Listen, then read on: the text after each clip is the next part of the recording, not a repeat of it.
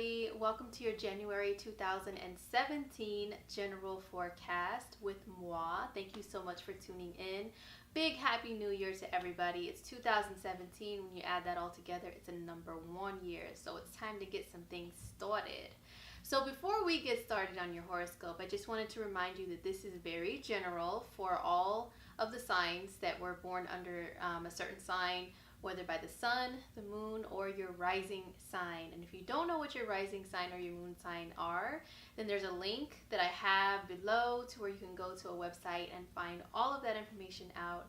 Especially if you have your birth time, then you can know what your rising sign is. But definitely check out your horoscope for all three every single month. The rising sign will be the most accurate, then the sun, then the moon. So check them out. And don't forget, if you would like a personal forecast that is just for you, boo-boo, under your birth time, your birth date, your place of birth, all that stuff, just exactly catered to you, go to my website, which is indigomoonastrology.com, and we can get a reading scheduled, all right? So now on to your general January forecast. Hey Gemini, so this is my board once again where I'm going to show you guys the planetary activity for January for you personally, aka the transits. So first, we're going to look at the sun, the position of the sun. And the sun is going to be in the sign of Capricorn up until the 19th, where it has been since about the end of December. So for you guys, that is your 8th house.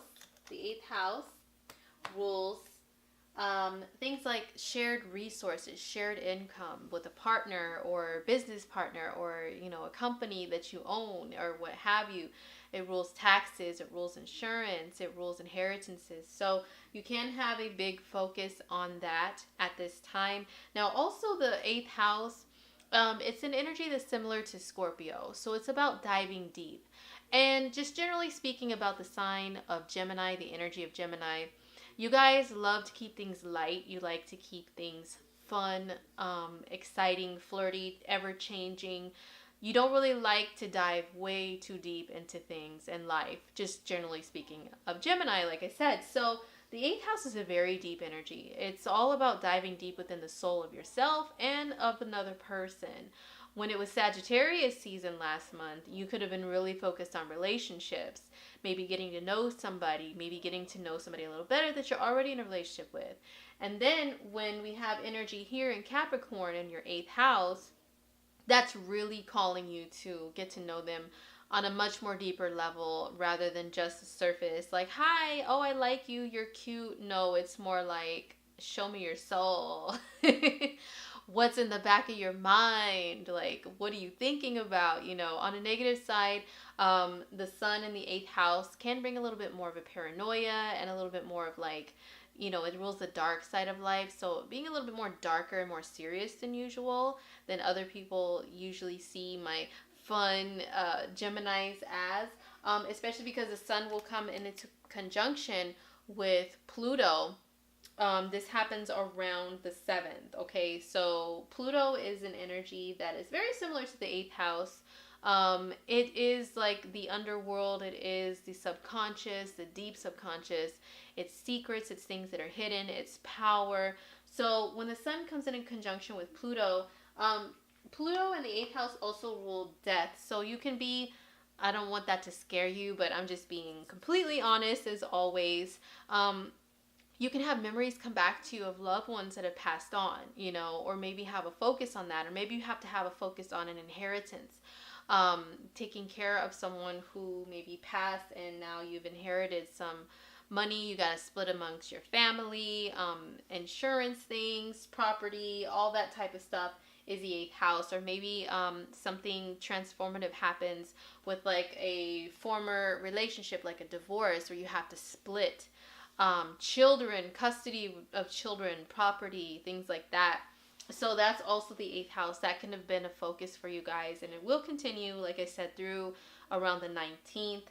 This is also a time of great transformation, especially when it comes in a conjunction with Pluto. So any of my Geminis that are trying to transform yourselves, trying to transform your lives in any type of way, that can even mean physically, like you're trying to get in shape, you're trying to tone up, or maybe even, hey, some people try to gain weight, okay, believe it or not, to transform their bodies into something better and more fitting for them and their soul and how they feel, you know. So that this can be definitely a time where you guys do that, especially it's January. People do their New Year's resolutions to work out. Geminis, you do have a little bit of the upper hand because of the transformational energy happening for you with the sun and Pluto in the 8th house. Now on the 3rd of January, we have Venus moving into Pisces. And what does Venus rule? Ooh, she is having a little too much fun trying to jump around. Venus rules not only relationships one-to-one with other people, which doesn't always have to mean romantic relationships. It can mean just relating to people. Geminis, you totally understand that theory and that concept of just one-on-one conversations with people, having a meal with someone, and it doesn't always have to mean you're in a serious relationship with them. So that's Venus energy, and it's also what you enjoy in life, what pleases the 5 senses, what you enjoy here on planet Earth as a human physical being.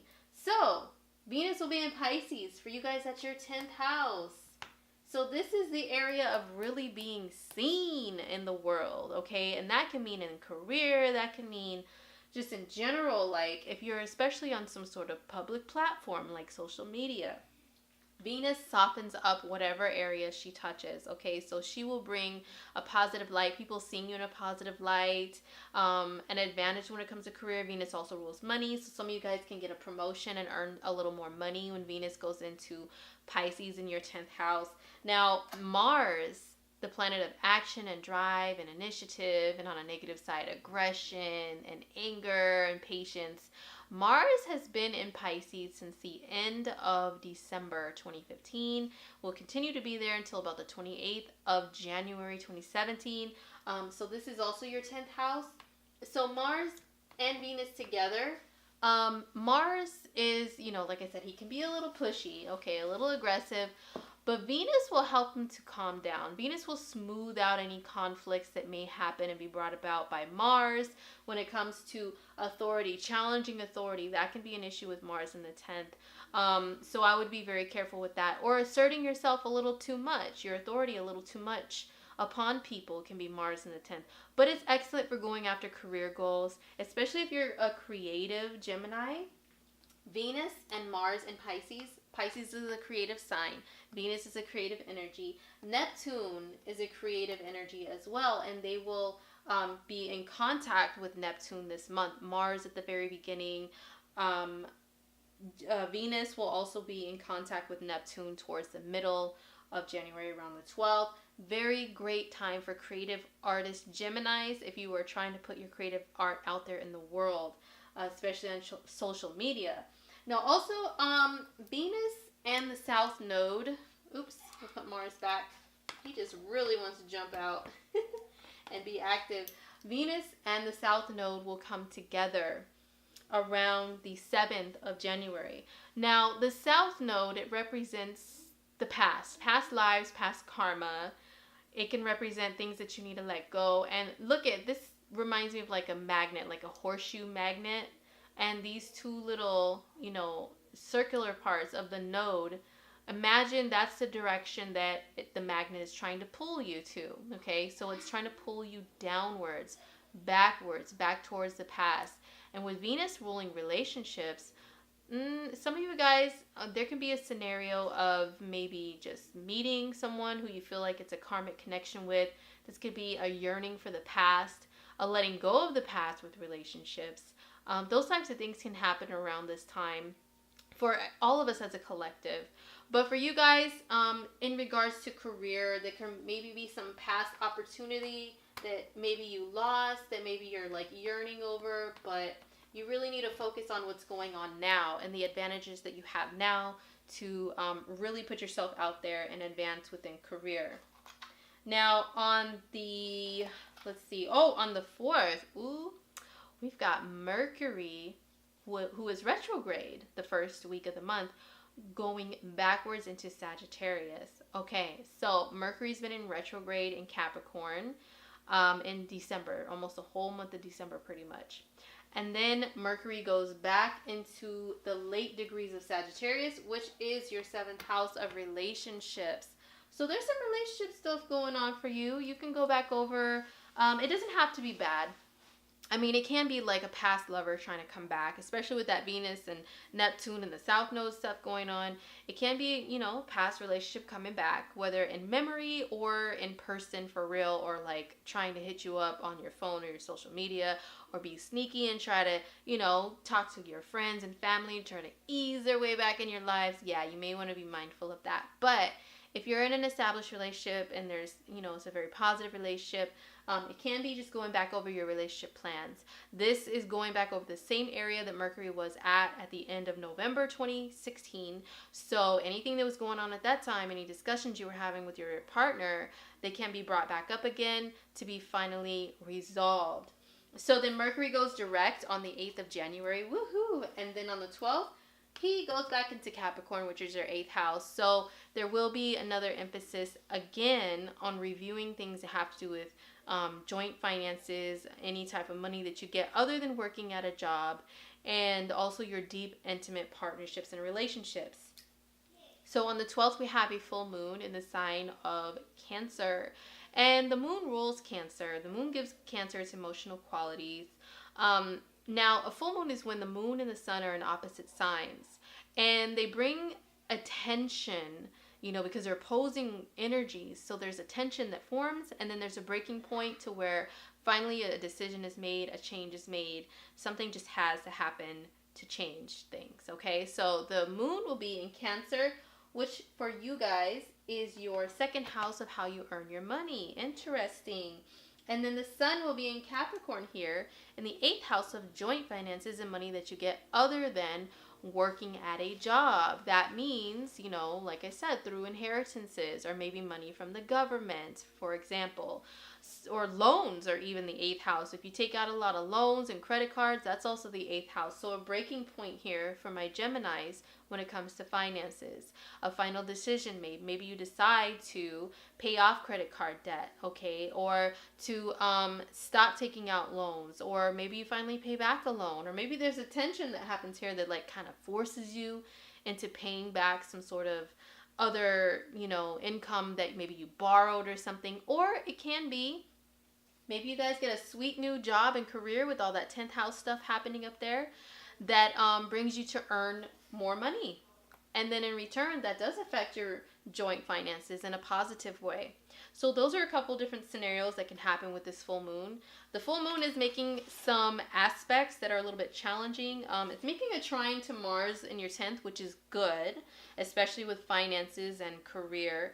It does square Jupiter, it squares Uranus, and it opposes Pluto. So there are some crazy changes happening financially for Geminis. So make the best of it and make some really good things happen for yourselves. On the 19th, the sun moves into Aquarius. This is a fellow air sign. So this is a really complementing energy for Geminis, especially because that's your 9th house. The 9th house is an energy of like optimism, seeing things in a brighter light, seeing the bigger picture, seeing the world in a broader view. The world is yours. It's not just like, oh, only this house belongs to me, only this little space, you know, this bedroom I have, this job I have, this is my world. No, the whole world is yours. That is the 9th house. A lot of people I've noticed, like when they have the sun move into their 9th house, they're like, I feel so happy and like nothing can get me down these days. So that is a really great change from the sun being in the 8th house, which can be kind of dark and murky and focusing on like darker things. So some light is brought to your lives. And also the 9th house is travel. It is furthering your education. So it is also publishing too. So if any of my Gemini is a sign of a writer, you know, writing articles and publications and stuff. So when the sun goes into the 9th house, it's a very complimenting energy for those that are trying to pursue things like that. And also if you're trying to go back to school, you're trying to finish school, you want to start some classes, start school, you know, in January. This is an advantage that you guys have. And just overall, because it's a fellow air sign, you guys could be feeling a lot more energized as well. So on the 27th, we have a new moon happening here in this house. Where'd the moon go? Oh, a new moon in Aquarius in your 9th house. So that means a brand new beginning in this area. So you can begin school, you can begin classes, you can go back over those travel plans and finally actually go through with them and plan a nice trip and go through with it and make some really great optimistic changes happen in your lives. Now on the 28th, we have Mars moving into Aries. Okay, so Aries for you guys is your 11th house, and that means Mars is going to energize your life in that area, which has to do with networking with other people on social media, joining in groups to do things, to do active activities. Can be a lot of fun. It can also bring some conflicts amongst groups and amongst friends. So for that reason, I would be careful with this Mars transit. I'll talk about it a little bit more in February because it'll be in Aries also in February as well. But definitely this will give you a competitive edge when it comes to networking and stuff. Definitely. So that's it for you guys, for my Geminis for January 2016. I hope it's an awesome and exciting month for you.